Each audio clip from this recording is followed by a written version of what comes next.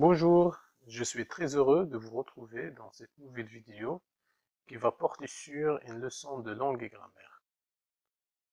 Si vous permettez d'abord, on va faire un petit rappel sur la leçon dernièrement étudiée.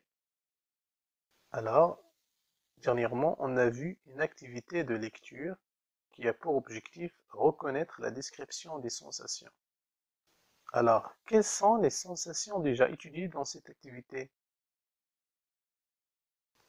Oui, bravo. On a étudié la sensation visuelle, c'est-à-dire qui est rapport à la vue, la sensation auditive, qui est relative à l'écoute, à l'ouïe, la sensation olfactive, qui est rapport à l'odorat, la sensation gustative, c'est-à-dire le goût, et la sensation tactile, c'est-à-dire le toucher.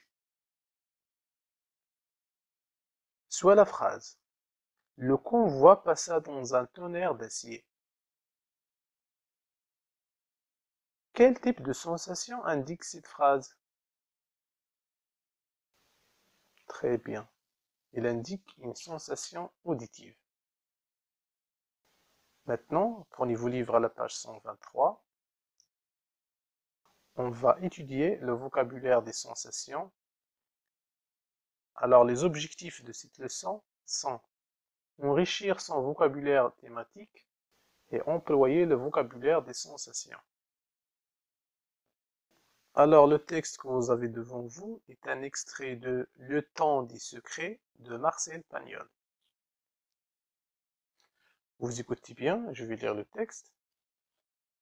Le lendemain matin, après un délicieux café au lait, je partis croquant mes galettes vers les solitudes de Rappan. La matinée était déjà très chaude, les cigales grisillaient éperdument et une large buse rousse planait là-haut au milieu d'une gloire dorée. Je courais à flanc de couteau dans l'herbe sèche de l'été, précédé par un feu d'artifice de sauterelles rouges et bleues en éventail. Rappan, c'était un vallon des collines.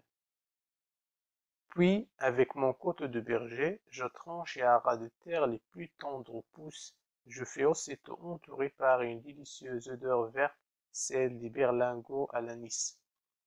Je liai ces tiges d'une ficelle, puis je sortis de l'odorante forêt. Alors, quel est le personnage qui raconte dans ce texte?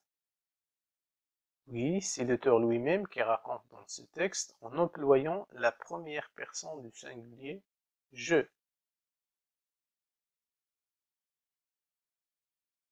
À quel temps se déroulent les événements et où? Oui, les événements se déroulent un matin à Rappan. Maintenant, on va répondre aux questions de la rubrique Je comprends. La première question. Comment trouves-tu les descriptions de ce passage? Est-ce qu'ils sont plates et incolores ou pittoresques et colorées? Oui, les descriptions de ce passage sont pittoresques et colorées. Deuxième question. Lesquels des 5 sens sont évoqués dans ce texte? Est-ce que c'est la vue, l'ouïe, l'odorat, le goût, le toucher, ou bien tous les 5 sens? Oui, bravo, c'est le dernier choix, c'est tous les 5 sens sont évoqués dans ce texte. Jusqu'ici, ça va? Bien, on continue alors. Troisième question. Complète le tableau suivant à l'aide des mots du texte qui expriment des sensations.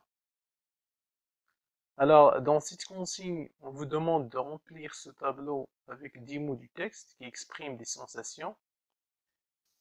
Ici, lorsqu'on dit des mots, cela veut dire les noms, les verbes, les adjectifs et toutes les expressions qui indiquent une sensation. Alors, vous avez quelques minutes pour faire ce travail. Mettez la vidéo en pause et on se retrouvera dans quelques instants pour corriger.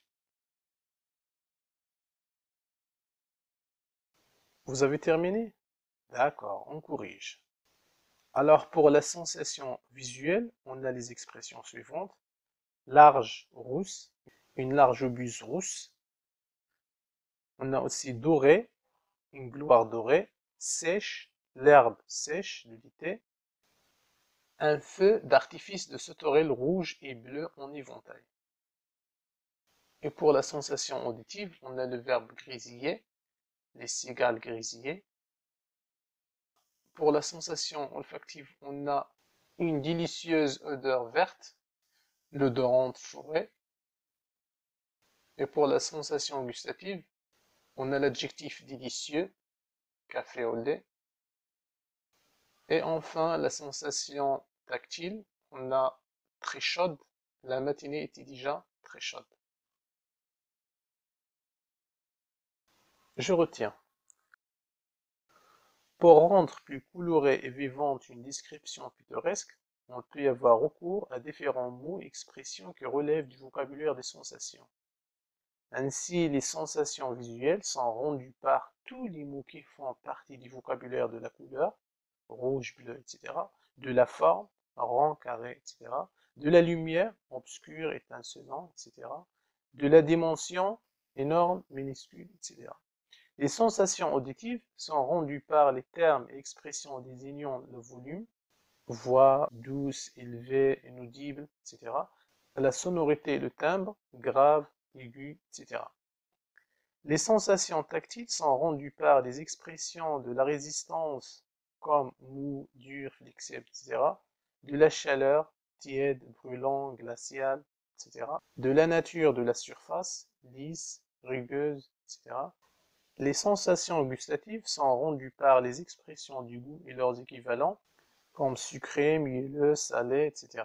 Les sensations olfactives sont rendues par les expressions et mots qui désignent des odeurs agréables, comme arôme, senteur, parfum, ou désagréables, comme relent, puanteur, nauséabond.